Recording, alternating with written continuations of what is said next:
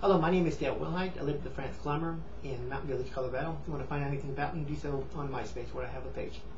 This here is about child abuse, the worst kind, and it's based on a true story, and I'm going to tell it to you. I have less than 10 minutes, so I'm going to talk a little bit fast, and I can't go through everything because I don't have the time.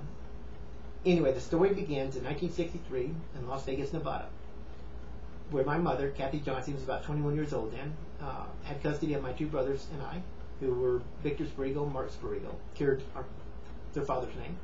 I had their father's name, last name. And she had no job, and she was looking for money, and one day she decided to rob this motel there in Vegas. And she brought the three of us with her, and we actually helped her rob the motel, and I'm only 3. Victor would have been about 5, Mark would have been about 4, or they could have been about 6 or 5. I don't really know. Anyhow, the police chased us all over Las Vegas. She got arrested. We got sent to foster homes, and then eventually her husband, Gus Spirigo, came and picked us up from Dow Air Force Base, which is located, or was located, at Bangor, Maine. This would have been in 1963 as well. He had married a woman who was about 16 to 17 years old, named Charlotte. I don't know what her original name was, but her name was Charlotte Spirigo, S-P-U-R-I-G-O. The Spirigo clan seems to come out of, I believe, comes out of Lebanon, Pennsylvania. I find on the internet a lot of Spirigos that are located in Lebanon, Pennsylvania. I've never met any of them though, and they probably, I think maybe one up there may know my existence, but I've never met any of them, and don't plan to, even though I have nothing against any of them. Anyhow, during that year and a half that my brothers and I lived there, for some reason she decided that I was going to be her punching bag. She would make me stand in the corner every day when Gus wasn't there, or when he was at work. When he would start to come home, she would drag me down the stairs, and these were 2-story homes, apartments really, and put me in front of the TV right about the time the Adventures for Superman came on, and then Gus would come walking in through the door, which was about 3:30, and this would have been probably Eastern time. When he was away, I'd stay in the corner from morning to night, or until Victor Mark came home from school. That's all I did. No breakfast, no lunch, no nothing. I didn't even have a haircut till I was 5. Anyhow, for some reason, she was just an angry woman. I think she was angry that my two brothers and I were there, and it ruined her new marriage to Gus. You know, eventually she would have a daughter later on named Melody. So I think that's what her anger was really surrounded about, and I was the easiest person to vent her anger out on.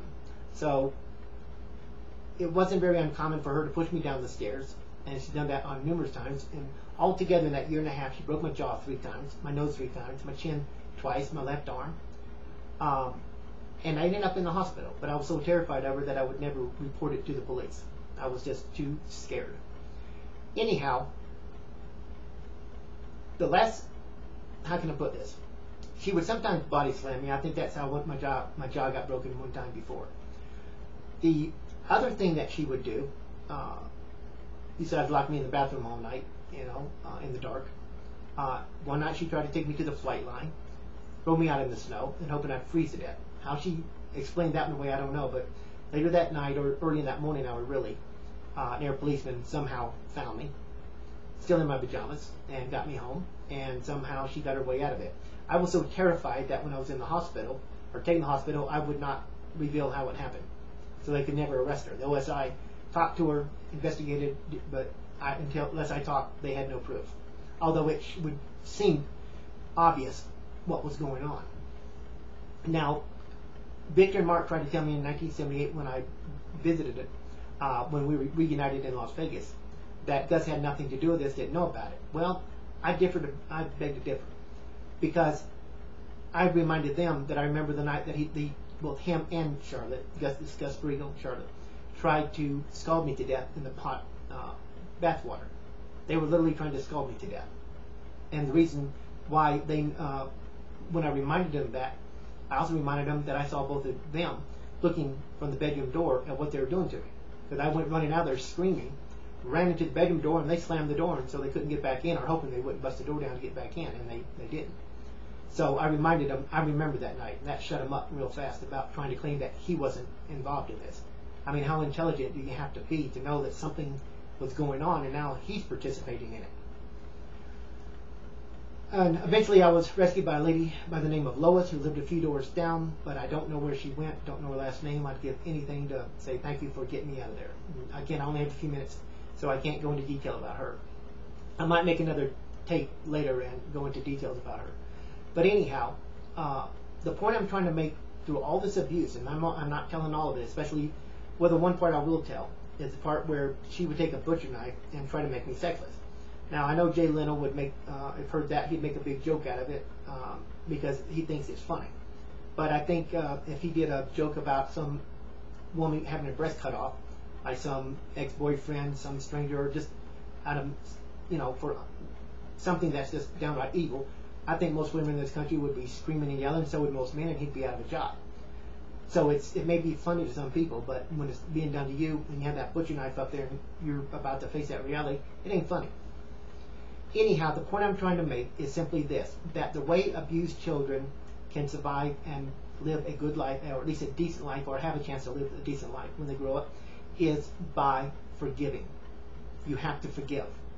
Without it, you have no chance. The other thing is that people who take in abused children have to hold them to a very high standard. You have no choice. You have to hold them to a very high standard, or they will go bad. They cannot use their past as a means to do evil to others. I know better. I know what the pain is. I'm not going to do what happened to me to anyone else. I know what it feels like, so I should know better. And that's one of the messages I'm trying to get out. I'm out of time here. I'm going to make another tape maybe in the next few days and finish this up.